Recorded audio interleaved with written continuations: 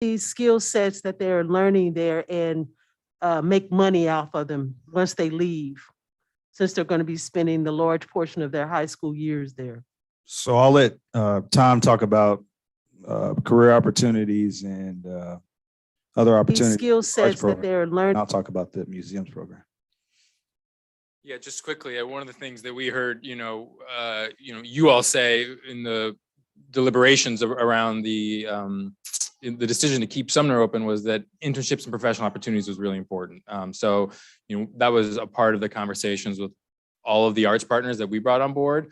And so our hope is that we can start to transition these students into opportunities in that field, at least, based on their interests. The arts and activism focus came out of our conversations with the community and what felt right, building on Sumner's legacy. So that's where we decided to put the attention. Obviously, there's a lot of different sort of ways we could specialize, but that arts and activism identity is sort of how we're trying to at least expose them to opportunities that they might be interested in. And one more quick thing with the arts programs. Our partners are always looking to get the students involved in some of their other programs. So a good example is Contemporary Art Museum currently has one of our students participating in their collective impact program, where he is working with other community members to put together a public call for artists. In fact, the call for artists is out right now. And then once the artist is selected, he will be working with that artist to do a public art installation in the Ville neighborhood, Vandeventer neighborhood, and Covenant Blue neighborhood. And he is being compensated for participating in that. So the students are getting exposed to paid opportunities, but more importantly, career opportunities and career ideas by participating in these programs. To talk about museums, so oftentimes, well, a lot of people probably feel like the whole museum world is kind of mystified, right? What is a career in museum studies? But that's even more so the case for African-American students. And I think the History Museum recognizes that, UMSL recognizes that with their program. And that was really the main reason for them wanting to put together this program, is to expose African-American students to careers in public history interpretation, museums. I mean, all the careers in National Park Service they'll be introduced to those through this program. So, and then also for the Ville, like we give neighborhood walking tours, we give bus tours. Our intent working with the History Museum behind that program is to teach them how to build their own tours and then give those tours to make discretionary income on the side of going to school, or even after they graduate. That could be, they can be like a cultural historian in St. Louis, which we need a lot more of. So those opportunities come with these programs for sure. I really appreciate that, because I was really worried about the Sumner history getting lost, because there's so many wonderful people that came out of Sumner. And I'm really looking forward to the tourism industry blossoming at Sumner. I thank you so much for what you're doing. Yes, thank you so much for all of your work and service towards us. My first question, is there anything in specific that the board could do to be in support of anything you all have going on? Yes, absolutely. Help us recruit. Let's get more students at Sumner High School. That's really the most important thing. And just, continue supporting us. I think you all are our biggest cheerleaders next to Dr. Adams and his staff. The more great things you say about us, the more attention we get. And I think we've figured out how to do things with that attention. So we just need you to keep bringing the attention to us. My second question, it ties in with one of the pathways that you're looking at, because you said you're actively pursuing the activism and fashion pathways, and to what you just said about recruitment. And I don't know if we've ever done this. Alicia, can you put your mic a little closer to you? Okay. Sorry. Have students like activism? So is any of the whole activism, is that being designed, and does any of that involve following like what our legislative and advocacy committee and like bills that are going on involve education with if that's not ongoing, maybe that's something that could be a part of what they do, and we can have conversations later about overlap there? So the activism curriculums that we have discussed thus far with potential partners have all been based in teaching the students about like systems, processes, and how to build their own like policy campaigns. Okay. So I think just innately, it'll be things that are based in education or what these students are exposed to or deal with on a daily basis. As far as alignment with committees in the board, hasn't been something we've thought of, but we're open to all ideas. Okay. Yeah, we should talk about it. I should also mention too that currently one of the staff members at Sumner High School is looking to build a policy program. It's just an after school program right now at the school. Dr. Sumner was just funny or ironic that her last name is Sumner, but she's looking to build that program next year. Yes, sir. I wanted to know, do you have an online presence, Facebook page or something like that? As far as the Sumner Advisory Board, we do not at the moment. This is something that we've talked about a lot. We really want the students to get a chance in building or creating that online content. So we just haven't figured it out yet. The school, though, they do put information about the recovery process and the advisory board on the school's website. So like our Black History Month showcase that's going to happen on March 4th, they've already put that up on the website. And then all of the organizations involved, we're always sharing information about the process. But yeah, ideally, we do hope to have an online presence just for the recovery process and the advisory board. On behalf of the board, I just want to thank the team that's in place. I've had an opportunity and what you're doing to expose the students to various opportunities across the metro area. I've had a chance to join a group of students at the Blues Museum because many of them are interested in music. So thank you. Again, gentlemen, thank you very much. I know that you are here representing a number of partners who've come to the table. When we started this conversation over a year ago, I never thought it would morph into what it has turned into now. So I just want to say thank you very much. We're committed to supporting the work you're doing. I want to thank Dr. Gale as well as a network superintendent for also working with you through this process and obviously babysitting a little bit tonight, but thank you very much. Appreciate it.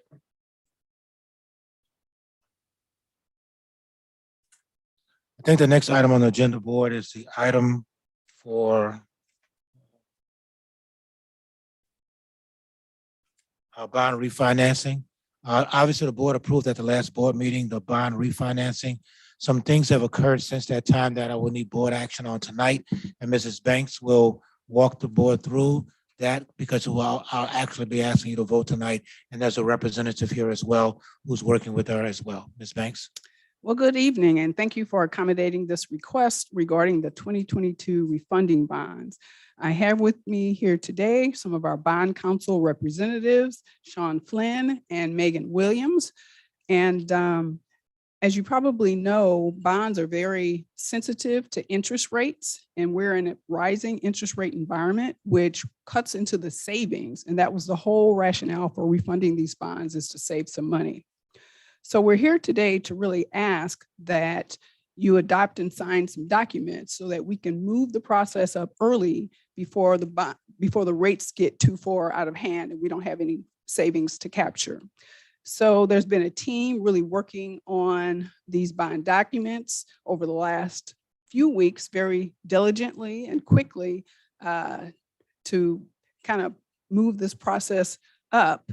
And there are really two critical documents that need to be signed today, the parameters resolution and the bond purchase agreement. But there are plenty others, just like with any other refinancing, that will need to be signed at a later date. And of course, our own Mr. St. Omer has been working on the team as well and has reviewed many of these documents as I have. So at this point, I'm going to ask our bond counsel to come up and maybe just give a really quick, short overview of the documents and respond to any questions you might have. Good evening. I'm Sean Flynn with the law firm Gilmore and Bell. And so what you have before you today is a bond resolution, which authorizes the district to move forward with the bond refunding. The plan is to refund $20,760,000 of bonds that are scheduled to mature in 23 and 24. The plan is, if you approve the resolution, is to lock in interest rates on Thursday. Stifel Nicklaus is the underwriter, and the interest rates will be locked in on Thursday, and closing would then happen on March 23rd, with the bonds being refunded, redeemed on April 1st would be the schedule. So I'm happy to answer any questions that you might have. Do we know what what we think the rate will be? I know it can change between now and Thursday, but what is the rate today? Do we know? So the most recent number run provided Uh-huh. by Stifel was as of February 15th, and they were showing an all-in cost of 2.3. And so the district will only move forward if it generates savings. And within your resolution, if savings are not generated amount of 1.5%, the district cannot move forward. Any questions for the board? Obviously, Ms. Banks did a good job at the last meeting, kind of updating the board. This is a timing issue as it relates to the interest rate. Thank you. May I get a motion at this point in time to approve the resolution? I'd make a motion to approve the bond refinancing resolution. Second. Ms. Sonier, Yes. Ms. Cousins, Yes. Ms. Fowler, Yes. Ms. Vowell, Abstain. Mr. Davis. Yes. Ms. Jones, Yes. Dr. Roberts, motion passed. Thank you very much. Thank you, Ms. Banks. The next item is a Dr. CJA. Adams, can I Oh, I'm just say sorry. something real Yes, ma'am. quick? I met with a representative from Stifel Nicklaus and Ms. Banks. And I think it's important to note, and maybe you mentioned it at the last meeting because I was not there, that even though we have this bond issue and even though we get a maximum amount of money, ultimately, it doesn't actually cover all the needs that our district has in terms of their physical plants and the building requirements and things like that. So I think it's important for our board and our community to understand that our buildings that we talk about awful lot and all the needs that they have, bond is, even if we took out the maximum amount of bonds, it does not cover our needs. So when we talk about revitalizing buildings and things like that, the cost is astronomical. And even with bonds, we couldn't cover the cost. So I just thought that was an important point. to Yeah, make. that's absolutely correct. And what Ms. Fowler is referencing is the $160 million that we've been talking about to potentially issue. But the actual refunding bonds or just refinancing some current bonds that are outstanding. Thank you. Thank you, Ms. Fowler. Thank you, Ms. Banks. The next item on agenda, Mr. Davis, is the CJA renaming committee updates. I provide the board with a list of names and Mr. Davis is going to make a recommendation. Yes, I'd like to make a motion to nominate Dr. David Cunningham, who's a professor of sociology at WashU, as the board's community representative to replace Sarah Nash. I'd also like to make a motion, what was in the same motion, to nominate Susan Yardley Venino and Miss Mallory Dauphin as the teacher building representation to replace the other two teachers. Looking for their names, Dr. Adams. Here you go. Oh, I just have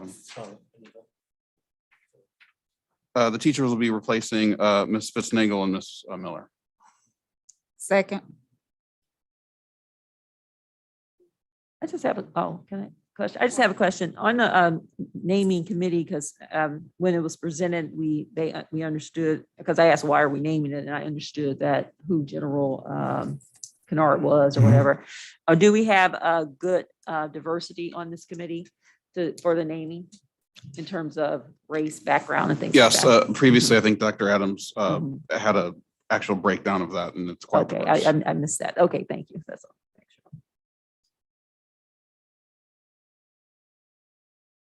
It has been moved and second, Ms. Williams. Ms. Sonier, Yes. Ms. Cousins, Yes. Ms. Fowler, Yes. Ms. Vowell, Yes. Mr. Davis. Yes. Ms. Jones, Yes. Dr. Roberts. Yes. Motion passed. The last item on the agenda, I think Dr. Roberts or Mr. Davis are handling update on the legislative language. I think there was supposed to be a request to update the language. Ms. Fowler took on the task of working with Mr. Davis and Ms. Cousins around an amendment to our legislative ad hoc platform. So, Ms. Fowler. Yeah, and I'll pass this down. It was something that I had asked to be on the, asked to be on the agenda. And it's not, and Tony and Matt and I, we met, it was prior to me leaving for vacation, but we met and we voted to approve the language. And this is the language that we were suggesting. And just so you guys can know is that if you read our lobbyist update that came out, I believe yesterday, this is an issue. And while, and CRT, critical race theory, is an issue all over the country, it's still important that as a school district, especially a school district made up of such a large group of brown and Black children, that full history be given. I know we talk about trauma a lot, but I don't know if people really understand that trauma that comes when people don't understand their history, and that the dehumanizing of brown and Black children, the impact of that continues even to this day. And while we're recovering from that, I think it's important that we, as a board, stand and say we need to understand our full history. In Germany, after Hitler, was defeated and moved out of office, Germany in their schools actually teach about the Holocaust and the dangers and the impact of the Holocaust. In South Africa, who had supported apartheid for so long, in their schools, they actually teach about the horrors of apartheid and the impact it had on its community. But we as a country choose not to talk about the sins of our nation, and not to blame anybody or anything like that, but it's important that our children understand that those things that happened then still affect us today, especially when there's no discussion on it. So I thought it was important that we actually take a stand, a legislative stand on this particular subject. And the reason I think it's important to do it legislatively, to at least take a stand on what we support, is because in Jeff City, in our state, which is a mostly Republican state, they're taking a stand against the idea. So I think our district and Kansas City and districts that have a large majority of brown and Black children, we have to take a stand. Will it pass? Will we change Jefferson City? I don't know, but we have to have a voice and say what we believe in. So this is the language that Tony, Matt, and I approved a month or so ago, and we're asking you guys to approve it. So just a point of order or clarity. I haven't seen this, and things like this are supposed to be announced to the public. I mean, I'm fully in support, but announced to the public 24 hours in advance. Did I miss something, or are we in any danger of violating sunshine law if we are voting on this, in fact, with it on the agenda right now? So I checked with Mr. Senoma when I received a call this morning to add this to the agenda, and he clarified for me that there is no danger at all, as long as it's presented on the agenda, and it was. Thank you. Thank you. You're welcome. Do you want to read it, Regina? Oh, thank you. Yes, didn't think about it. I have it in front of me. The wording that we agreed to, myself, Matt, and Tony, these are the words. The Board of Education for the City of St. Louis supports teaching the complete history of America, including the uncomfortable issues related to race, economics, and equity. We support teaching all history for the purpose of education, knowledge, and understanding of our country's past, and not for the purpose of blaming any particular group, culture, or political institution for any negative results from those past actions. I'll make a motion to adopt that language as part of our legislative platform. Second. Ms. Sonier, Yes. Ms. Cousins. Yes. Ms. Fowler, Yes. Ms. Vaughn, Yes. Mr. Davis. Yes. Ms. Jones? Yes. Dr. Roberts? Yes. Motion passed. I just want to add one final thought for Matt and Natalie to make the motion and second. It means the world to me. Thank you.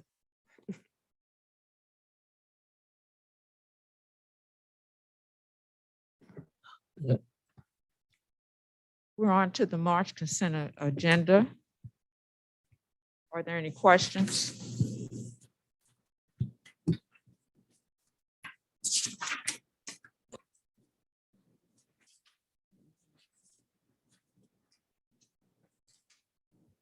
I had a question about 382222. I'm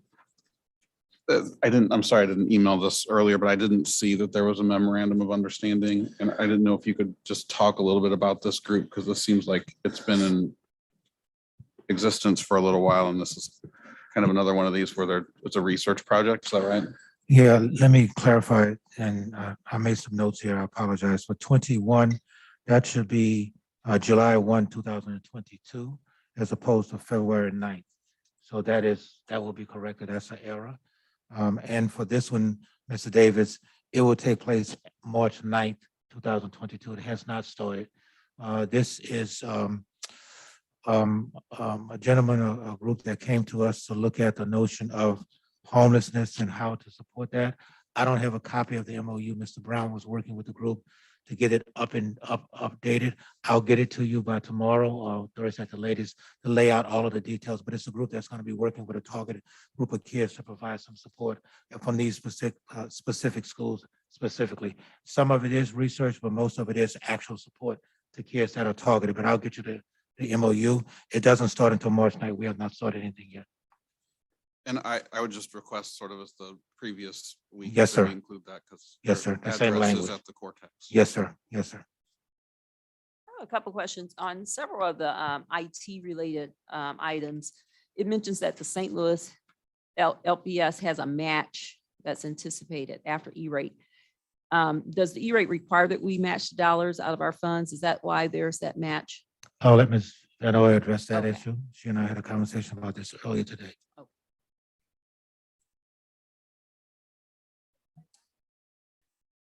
Oh, she's gonna answer that question for me.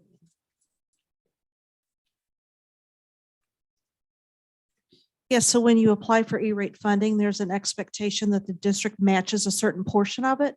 So category 1, which deals with the internet connections, we only pay 10% of that. But for the WAN LAN maintenance and other items that are on there, we pay 15% of that. So we can't apply if we don't pay our match. Okay, thank you. Then the other question I had on the agenda, and it's probably for Tony.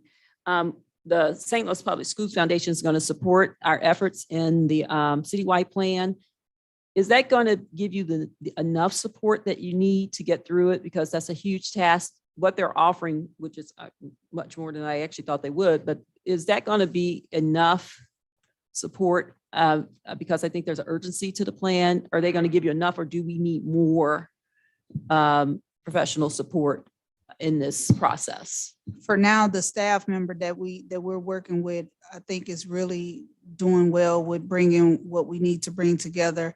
I can't really determine what the need would be later down the road, because of course we know is growing and changing. So I can't really say yes or no to that.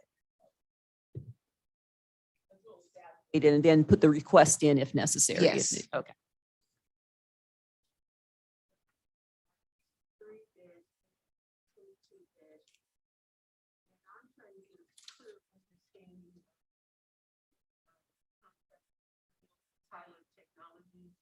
I'm trying to understand how do we determine cost that is associated with this.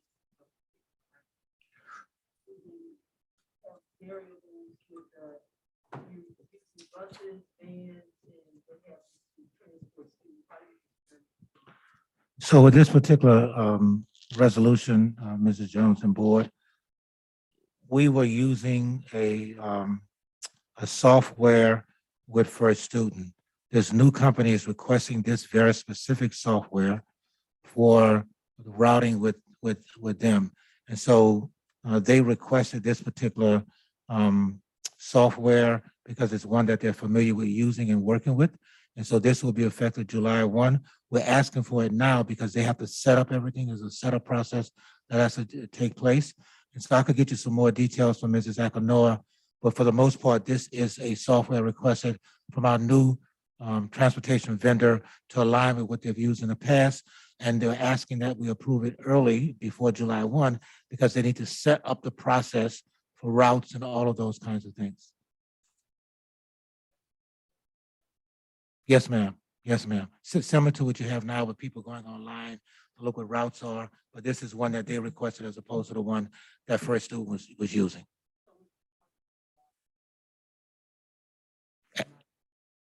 At this point in time, that is correct. We're using multiple right now because we don't have enough drivers with First Student, and we have some smaller contractors out there to do that. We don't know where we're going to be next year. The hope and belief is that the new company will be able to accommodate all of the transportation needs for the district. Does this, I see Ms. Fenoy there. Does this, don't go. Does this integrate with our SIS that we currently have? It does. It's the same vendor. So all of the student information is already there. So it'll make routing much easier because it's part of their product. And Dr. Adams, additionally, part of the implementation is to build our maps because currently they don't have our maps in their VersaTrans system. So that's why we need to get started right away so we can get the routing maps built.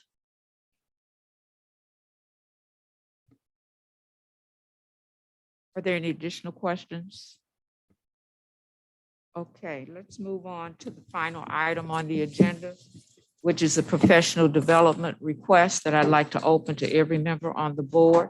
The legislative forum is slated for March the 7th from 9 to 4 in Jeff City. And as you know, it's important that we be present in the Capitol around legislators. So Matt has put in a request to attend. I have as well. I'd like to get a motion to approve, but open it up to any additional board members who would want to submit the paperwork for travel. I move that we accept the professional development requests for Dr. Roberts and Mr. Davis to attend the legislative forum advocating for our children, hosted by the MSBA in Jefferson City. Second. Ms. Sonier, Yes. Ms. Cousins? Yes. Ms. Fowler? Yes. Ms. Vowell? Yes, and I actually just had one other note. I've attended this for 3 years in the past. It is highly valuable, and I do encourage anyone who can go. Unfortunately, I can't this year, but try to take part. It's awesome, and it's really helpful to what Tony and Matt have been accomplishing in the Capitol along with their parents. And yes.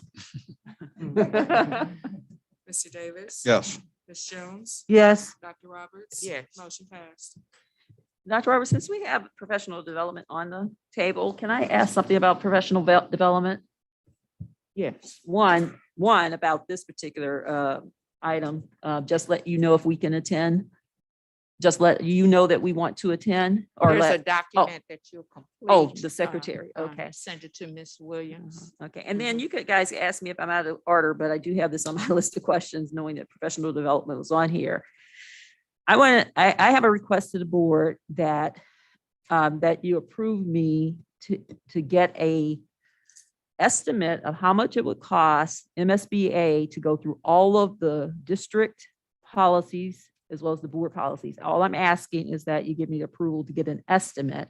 I'll bring that to the board for discussion and approval, depending on how much it is. But I'm asking you for the approval to reach out to them to go through all the policies, because this is something we talked about and we had this discussion at our last governance committee meeting. And it was something that we had discussed having the district do.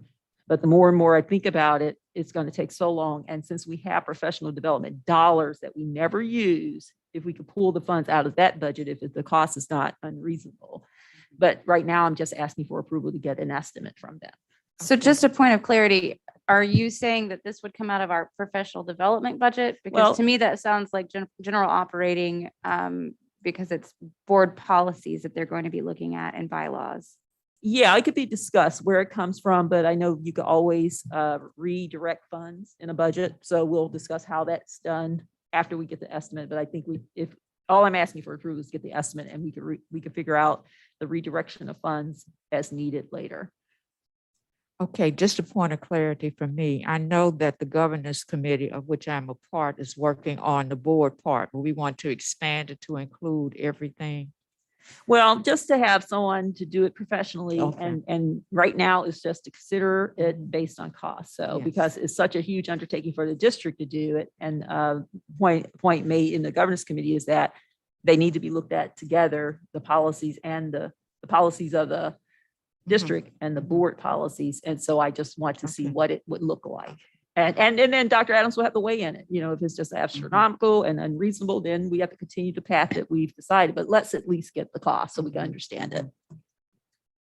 I'd like to bring it before the board to recommend that we look into the cost of MSBA working on the policies and bylaws. Yes. I second. Ms. Sonia, Yes. Ms. Cousins, Yes. Ms. Fowler, Yes. Ms. Val, Abstain. Mr. Davis, Yes. Ms. Jones. Yes. Dr. Roberts. Yes. Motion passed. I'll plan to report at the next board meeting.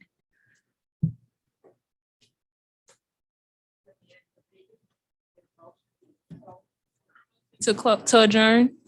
Second. Ms. Sonia, Yes. Ms. Cousins, Yes. Ms. Fowler, Yes. Ms. Val, Yes. Mr. Davis. Yes. Ms. Jones.